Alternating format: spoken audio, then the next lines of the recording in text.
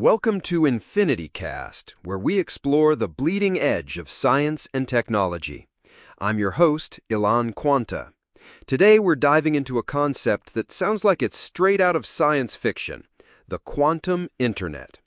To help us untangle this complex topic, I'm joined by my brilliant co-host, Niko Ardent. Welcome, Niko. Thanks, Elion. It's great to be here.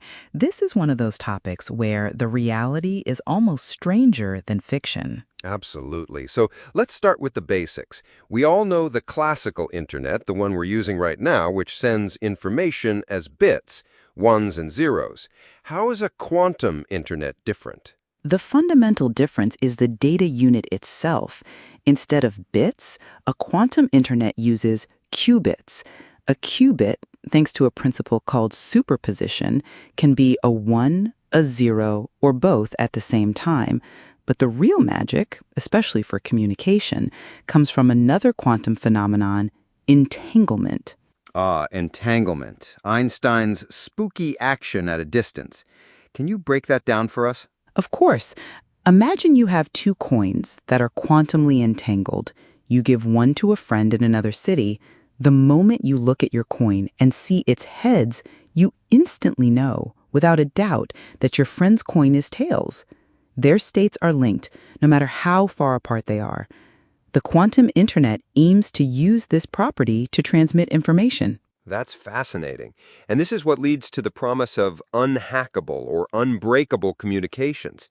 How does that work? How does entanglement stop a hacker? It's based on a core rule of quantum mechanics, the observer effect. The very act of measuring or observing a quantum system changes it. So if an eavesdropper, let's call her Eve, tries to intercept and measure the qubit being sent between the sender, Alice, and the receiver, Bob, her measurement will instantly disturb the qubit state. Alice and Bob will see that disturbance. The connection is immediately flagged as compromise. The act of spying is, by its very nature, detectable. So it's not that the message is in an unbreakable vault. It's more like the vault has an alarm that cannot be disabled, and it screams the moment an unauthorized person even touches it. Exactly. You can't secretly listen in. Your presence is always revealed. This would revolutionize secure communications for governments, financial institutions, and even personal privacy. This sounds incredible. So the big question is, why don't we have it yet? What are the technological hurdles stopping us from logging on to the quant internet? This is where the engineering challenge becomes immense. The biggest problem is something called quantum decoherence. Qubits are unbelievably fragile. Any tiny interaction with their environment, a stray bit of heat, a vibration, can cause them to lose their quantum properties and just become a regular, boring bit.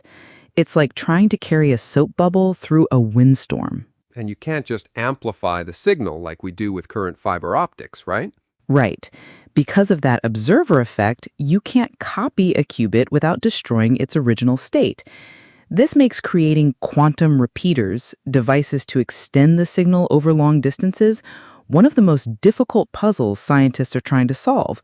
We're making progress with small, city-sized networks, but a global version is still likely decades away. So, to sum up, the quantum internet promises a new era of fundamentally secure communication by using the strange laws of quantum mechanics, but the very fragility that makes it secure also makes it incredibly difficult to build and scale. That's the perfect summary.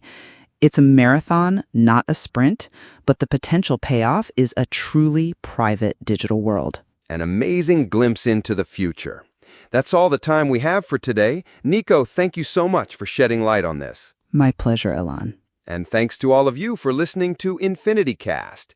Join us next time as we explore another frontier of what's possible.